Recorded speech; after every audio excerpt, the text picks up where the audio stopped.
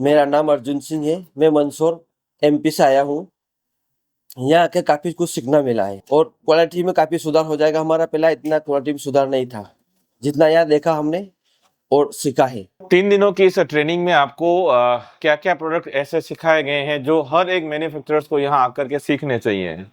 उसका बेसिक कैसा होना चाहिए, उसका कौन कौन सी मात्रा कितनी कितनी होनी चाहिए, उसमें पूरा उसका एक जैसा होना चाहिए। जो लोग आना चाहते हैं, क्या मैसेज रहेगा आपकी तरफ से उनको, क्यों आना चाहिए इस ट्रेनिंग में?